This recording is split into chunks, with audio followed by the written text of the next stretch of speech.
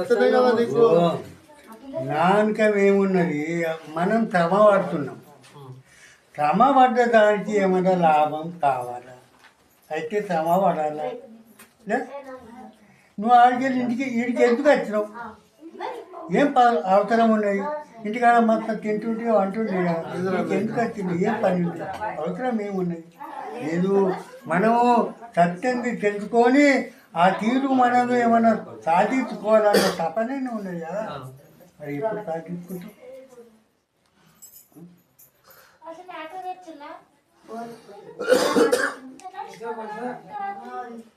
నేనంటే మాటలు చెప్పేటోడు ఓడలేడు,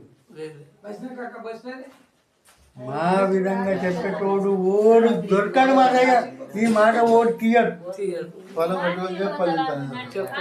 అలా తెలియదు వాళ్ళేం చెప్తారు, అలా తెలియదు వాళ్ళేం చెప్తారు.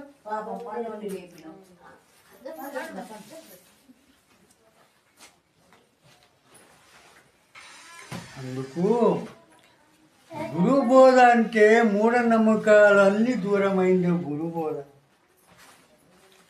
నేనంట బ్రాహ్మణుడు కాడు, బ్రహ్మ జ్ఞానం పొందినోడు బ్రాహ్మణుడు. ఏమంటావు?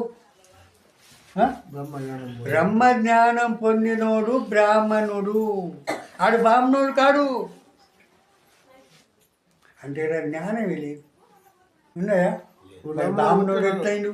కులంలో పుట్టిన మాత్రం బ్రాహ్మణుడు కాడు, గుణంతోనే బ్రాహ్మణుడు. బ్రాహ్మణ వంశం కావచ్చు అన్నది, కానీ బ్రాహ్మణుడు కాడు. బ్రహ్మ జ్ఞానం కన్నుడు బ్రాహ్మణుడు. అందుకు నేను అంటే ఇంకా మీరు బ్రాహ్మణులు కాదు, మీరు బ్రాహ్మణులు కాండి. మీది ఏం మీ కథ వడనేవాడు.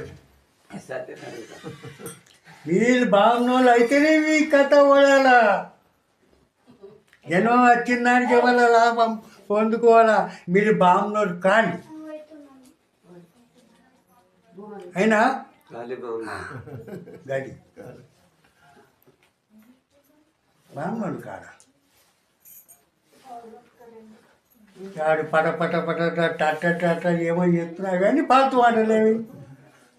ఆ కప్ప రొల్లిరాట పొరుగుతారు, అలా ఏమున్నది ఏం లేడు.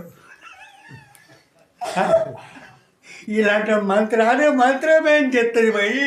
ఇలాంటి మంత్రాలు చదువుతాయి. అరే మంత్రం ఏం చెప్తుంది? చింతగా రాస్తాయా మంత్రంతో? మంత్రంతో చింతగా రాస్తాయా?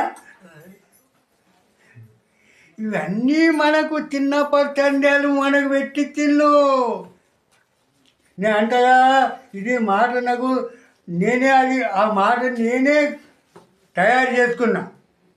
ఆ 4 రకాల మాటని నేనే తయారు చేసుకున్నా. ఒకటైతే మన తల్లిదండ్రి మనం పిస చేసిన ముందు. మొదటి తల్లిదండ్రి మనం పిస చేసిండు. ఎట్లా?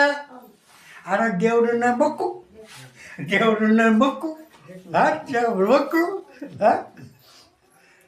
ఎట్లా?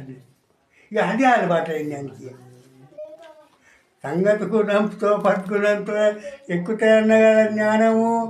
ఇక ముందు తల్లిదండ్రి పిచ్చి చేసిందండి. అలా దేవుడు నమ్మకు, నీకు ఆ దేవుడే, నాకు ఆ దేవుడే. నిన్ను పుట్టించిన ఆడే, నన్ను పుట్టించిన ఆడు. సుఖం ఇచ్చేట ఆడే, మోక్షం ఇచ్చేట. నీకై ఎందుకు తీస్తాను? నేను తంతని నిన్ను తంతను. చెప్పిన